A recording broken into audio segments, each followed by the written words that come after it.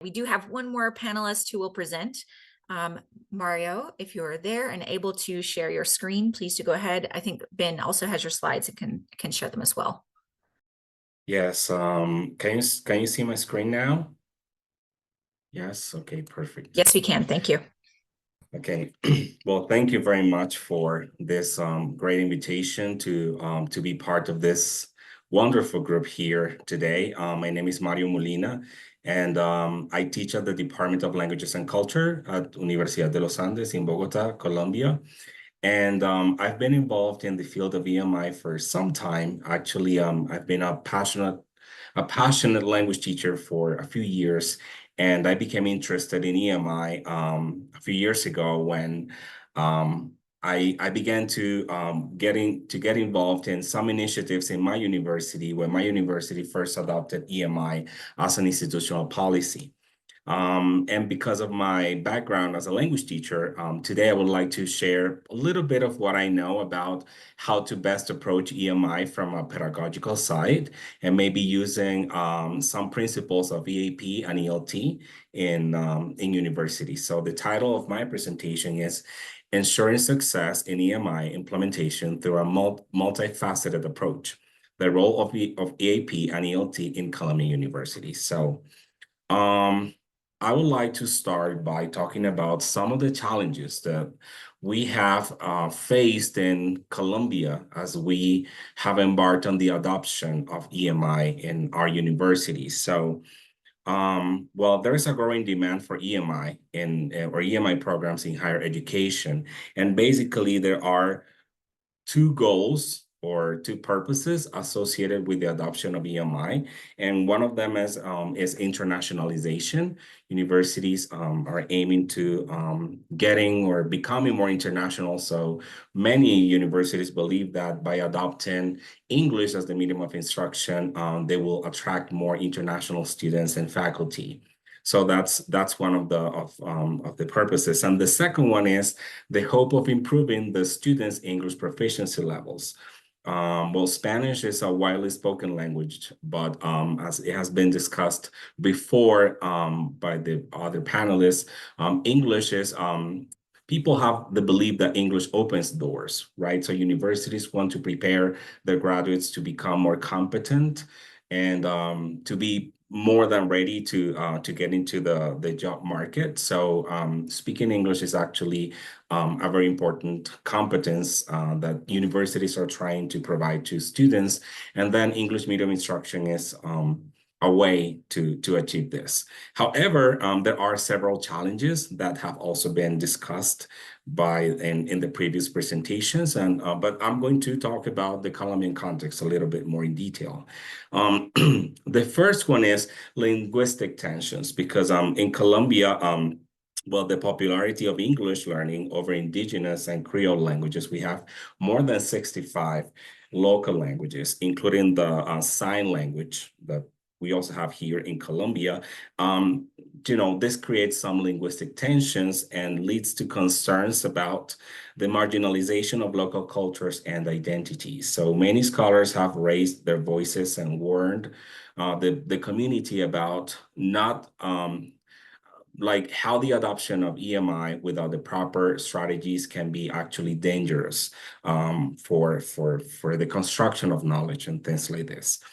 The second challenge has to do with national policies. And when the National Bilingual Program was enacted back in 2004, this was more than 20 years ago, the government promised that all students who graduated from high school would have a B1 level by the end of their studies.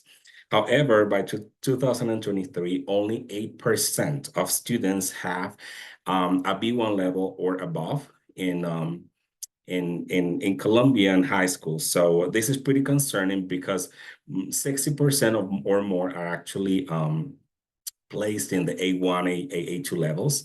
So these are the students who are going to the university and are facing the challenges of EMI because they don't actually have the English proficiency level required to be part of these courses. And the last one is keeping a balance between language and content learning. So universities in their in their quest of providing more English language instruction, they have adopted EMI in their content courses. So they offer courses in different fields of study like medicine or business, and these courses are taught in English, right? So the promise is that they will be able to balance the achievement of both content and language objectives, but we all know this is not an easy task, especially at the university level, where students from different language proficiency levels converge, right? So it's very difficult for a content expert to deal with the language part if they have not had the appropriate training. So once again, the students who benefit the most are the ones who come from maybe privileged backgrounds and they already know how to speak English, and those who come from mostly public schools and don't have the desired or the needed language skills are the ones who suffer the consequences, okay?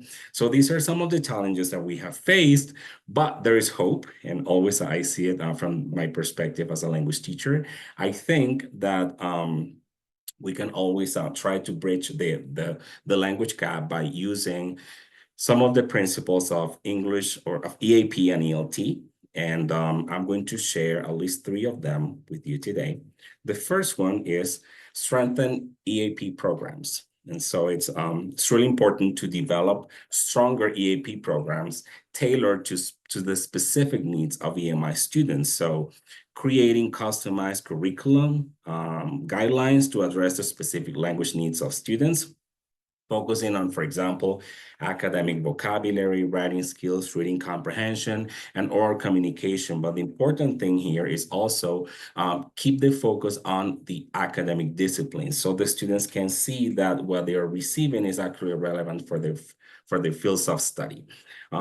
We probably know that it's not the same like the academic products that are required in the humanities are not the same from science and technology, right? Those are very different. So it's really important to provide tailor-made support for the students so they can see the relevance in their fields of study. The second thing is enhanced ELT support. And so one of the things that universities do is they create tutoring centers for students who struggle with English, and then they provide scaffolding and language support to these students. These tutoring centers are even staffed by students who have a higher level of English, and they can help their peers, right? So I think this is really good. And I'm going to show you some specific examples from Colombian universities in which some of these strategies have been implemented over the past few years. Another thing to enhance ELT support is providing online language learning platforms or for students to do interactive exercises, quizzes, using multimedia resources. And what is really good about this is that these resources can cater to different learning styles, and the students can receive immediate feedback, which is really, really good for them now that they have so many things going on in their lives with the rise of technology, right? And the last one is faculty development. And there are various models and various proposals on how to provide faculty development.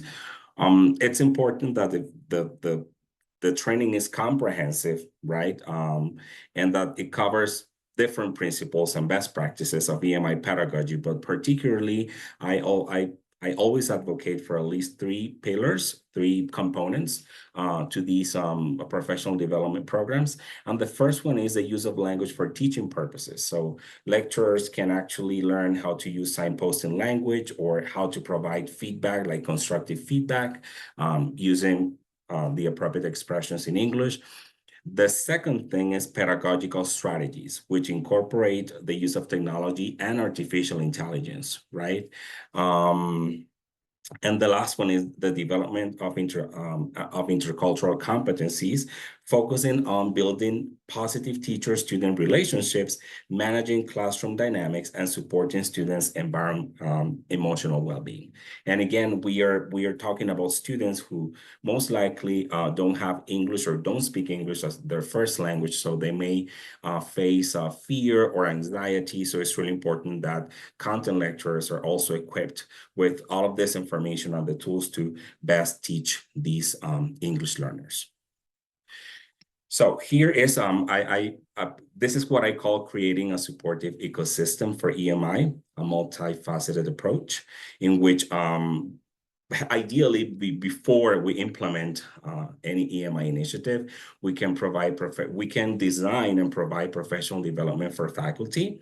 Also, do some revisions or modifications to our EAP and ELT programs so they can again cater to the needs of the EMI students. And finally, if there are financial resources, creating English language tutoring centers, right? So now I'm going to move on to showing or to sharing a few case studies and best practices in which I must confess I have been involved with some of these because all of these are universities here in Colombia. And the first one is a private university in Bogota, and that's my university. And a few years ago, when they first began EMI, they adopted a co-teaching model in which each content lecturer was assigned an English teacher to work collaboratively. So the students benefited from the two experts who one would focus on the content part and the other one would focus on the language part. And it was actually successful. Unfortunately, it is an expensive model because paying like two professionals for teaching one class, that's really expensive. So we did it for a few years, but then we actually had to stop. But we believe that it was a positive experience because once those content experts had the opportunity to co-teach their courses with their language teachers, that knowledge, they own that knowledge, that nobody will take that away from them. So they could actually replicate that in different courses as well. In my university, they also founded an English tutoring center a few years ago. And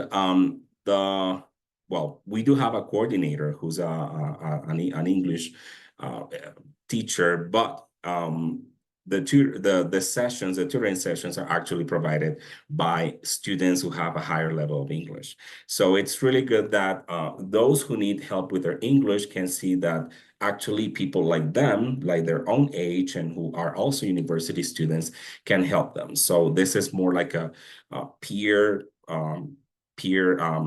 program, right? Peer support program. So okay, the second case is actually a private university in Cartagena, and they created an institutional certification, which is based on a professional development workshop for EMI lecturers. And what they did was they first provided a few workshops in the university on campus, but then they created some online modules for future professors. Instead of having them come to the university or be actually physical in the university, I think they can just only take the online course. And once they get their certification, they can teach their courses through English, right? They also published a university-wide set of guidelines for EMI courses in which they provide some specific tips or recommendations for those teaching their courses through English. And I think it's a really good document. It has some examples on how to approach classes through the medium of English, right? So the next one is a private university in Barranquilla. And one of the things that they did was they created a community of practice for administrators and EMI lecturers. So they invited, they had bi-weekly meetings or monthly meetings in which they discussed issues related to EMI. And it was a good way to grow together because they all shared experiences that they had in the classroom, and they all learned from each other. And they sometimes discussed literature or research that has been published, and it was a very enriching space for them. They also adopted a deep focus on the development of intercultural competences, and particularly this university has been a pioneer in this. They have published several books, actually like complete books related to how intercultural skills or communication can be enhanced in EMI courses. And finally, we have the cases of some public universities in Cali, Medellin, and Pereira. These are all big and medium-sized cities in Colombia. And what they do is they design various content-based courses with both language and content objectives. And most of them are offered in disciplines in which English and foreign languages are necessary, like, for example, language teacher education. But these students have to take linguistics courses or pedagogy courses. So these courses are offered in English. And that is also a form of EMI. Or in international business, when they talk about marketing or things, international marketing or things like this, they offer these courses in English as well. So, and also in medicine, which is actually a very interesting case, right? Because I could see that these efforts not only came from people who are in the field of linguistics or applied linguistics, but people who are actually part of different areas and they're interested in maybe adopting some pedagogical approaches to best serve their students in their EMI courses. Okay, so these were just a few examples of universities and how they have prepared as they embark on the adoption of EMI. So let me just end my presentation by sharing a couple of conclusions, actually.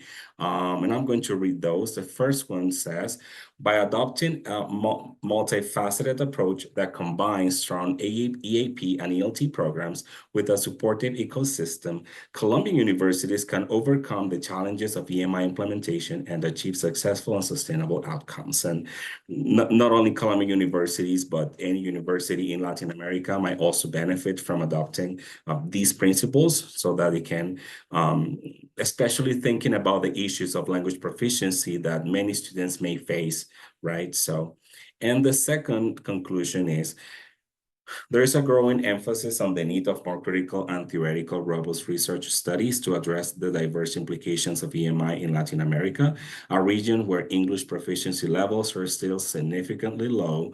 Working collaboratively with EAP and ELT professionals is thus crucial for the effective implementation of EMI in Colombian universities.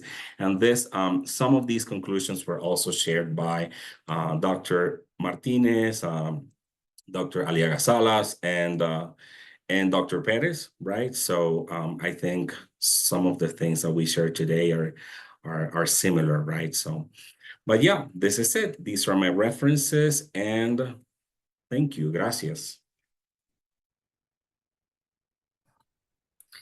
Thank you so much, Mario. That brings us to the end of our individual presentations. I just want to draw out a few themes that we see as we mentioned in the beginning of the session today, and as Dr. Martinez reminded us, we did ask each of the panelists to sort of draw on their research and own experience in EMI and EAP in their own context and in their research to identify current status, practices, research gaps, and future directions for EMI and relatedly to EAP within Latin America and within their particular context and focus. And through the talks today, we've heard some key themes related to the driving forces of internationalization and mobility related to EMI in the region, as well as some of the tensions and roles of local languages within several contexts within Latin America as well.